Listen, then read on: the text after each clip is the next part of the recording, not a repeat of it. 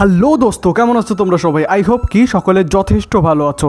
আজকে আমরা যে বিষয়টা নিয়ে আলোচনা করব সেটা হলো বিএডের ফার্স্ট সেমিস্টারের কোর্স ওয়ানের ফার্স্ট হাফে যে 5টা চ্যাপ্টার রয়েছে তার মধ্যে প্রথম চ্যাপ্টারের অল কোশ্চেন নিয়ে আজকে ডিসকাস করব।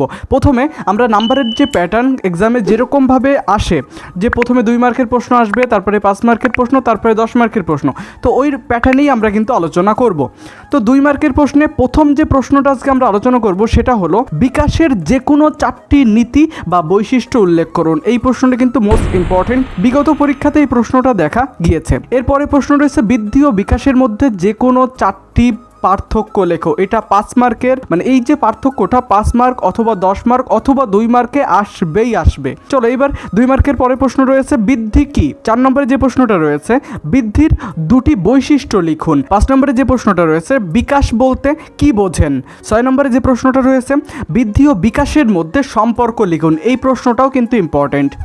এরপর আমরা 7 নম্বর প্রশ্নটি দেখব, বিকাশকে কেন ব্যক্তিতান্ত্রিক প্রক্রিয়া বলা হয়। 8 নম্বর প্রশ্ন, বিকাশের ক্ষেত্রে শিখনের সম্পর্ক কি তা আলোচনা করতে হবে। 9 নম্বর প্রশ্ন হচ্ছে পরিণমন অর্থাৎ ম্যাচুরেশনটা খুব ইম্পর্টেন্ট, কিন্তু পরিণমনের 2টি বৈশিষ্ট্য আলোচনা করতে বলতে পারে, বা পরিণমন সম্পর্কেও কিন্তু প্রশ্ন আসে।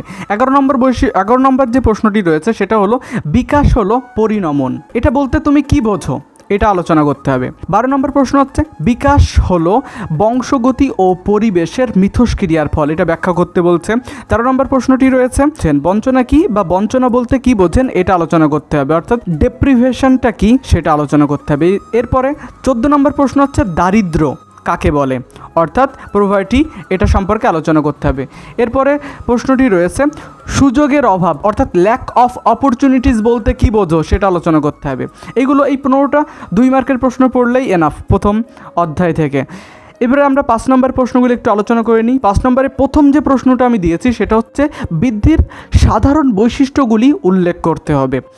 2 নম্বর প্রশ্নটি রয়েছে বৃদ্ধির ও বিকাশে পরিবারের ভূমিকা ব্যাখ্যা করুন, অর্থাৎ একজন ব্যক্তি তার বৃদ্ধি ও বিকাশে পরিবারের ভূমিকা কি থাকে সেটা আলোচনা করতে হবে। 3 নম্বর প্রশ্ন, ব্যক্তির বৃদ্ধি ও বিকাশে দারিদ্র্যের প্রভাব উল্লেখ করুন, অর্থাৎ প্রভার্টির যে প্রভাব বৃদ্ধি এবং বিকাশে সেটা উল্লেখ করতে হবে। 4 নম্বর প্রশ্নটি রয়েছে বঞ্চনা ও বিপর্যস্ত পরিবারের দ্বারা শিক্ষার্থীর বৃদ্ধি ও বিকাশ কিভাবে প্রভাবিত হয়। এই প্রশ্নটা অথবা এরকম আসতে পারে যে অস্থির পরিবার কিভাবে, মানে একটা পরিবারটা খুব একটা ভালো না, ঠিক আছে, অস্থির পরিবার মানে যেখানে ঝামেলা লেগেই থাকে, এরকম একটা পরিবার, সেখানে একটা শিক্ষার্থীর বিকাশ বা বৃদ্ধি কিভাবে, ওই পরিবেশটা কিভাবে প্রভাব বিস্তার করে সেটা আলোচনা করতে হবে। এরপরে 5 নম্বর যে প্রশ্নটি রয়েছে সেটা হলো বিকাশের বৈশিষ্ট্যগুলি আলোচনা করুন। 6 নম্বর প্রশ্ন রয়েছে সুযোগের অভাব কি, বৃদ্ধি ও বিকাশের ক্ষেত্রে যে সকল সুযোগের অভাবগুলি প্রভাব বিস্তার করে তা লেখো। 7 নম্বর প্রশ্ন রয়েছে বৃদ্ধি ও বিকাশের স্তরসমূহ সম্পর্কে আলোচনা করুন। 8 নম্বর প্রশ্ন কি রয়েছে বঞ্চনা প্রতিরোধে পিতামাতা ও বিদ্যালয়ের ভূমিকা লেখো। এইগুলো এই 8টা 5 মার্কের প্রশ্ন, একবার শুধু চোখ বোলাবে। আমাদের এই সমস্ত প্রশ্নের উত্তর, এদের ভিডিও, এদের নোট সমস্ত কিছু টেলিগ্রাম চ্যানেলে দেওয়া রয়েছে।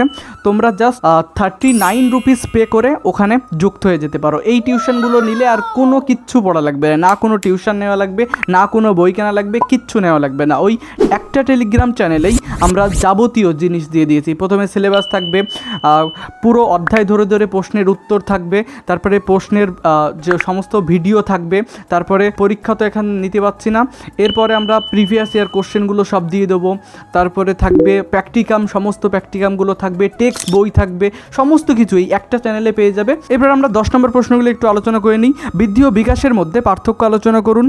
2 নম্বর প্রশ্ন রয়েছে বৃদ্ধি ও বিকাশ কি, বৃদ্ধি ও বিকাশের বৈশিষ্ট্যগুলির বিবরণ দাও। 10 মার্কের 3 নম্বর প্রশ্নটি রয়েছে শিশুর বিকাশে বঞ্চনার প্রভাব সম্পর্কে আলোচনা করুন, বা টিকা লিখুনও বলতে পারে, শিশু ও বঞ্চনা। 4 নম্বর অনুপযুক্ত গৃহ পরিবেশে কিভাবে শিক্ষার্থীর বিকাশকে প্রভাবিত করে, অর্থাৎ পরিবেশটা ভালো নয়, অনুপযুক্ত, সেই পরিবেশে শিক্ষার্থীর বিকাশ অর্থাৎ নিম্নমানের যে পারিপার্শ্বিক অবস্থা থাকে পরিবেশের মধ্যে, তার প্রভাব কিভাবে শিক্ষার্থীর বিকাশে পড়বে বা বৃদ্ধিতে পড়বে আসবে সেই বিষয়টা আলোচনা করতে হবে। এই ছিল আজকের ভিডিও। তোমাদের যদি ভালো লাগে অবশ্যই চ্যানেলটা সাবস্ক্রাইব এবং বন্ধুদের মধ্যে শেয়ার করে দেবে। আর অবশ্যই আমাদের যে টেলিগ্রাম চ্যানেল ওখানে অবশ্যই যুক্ত হয়ে যাবে, যাতে এই সমস্ত জিনিসগুলো তোমরা ইজিলি পেয়ে যেতে পারো এবং একটা নাম্বারিং স্কোর পরীক্ষাতে তোমরা করতে পারো।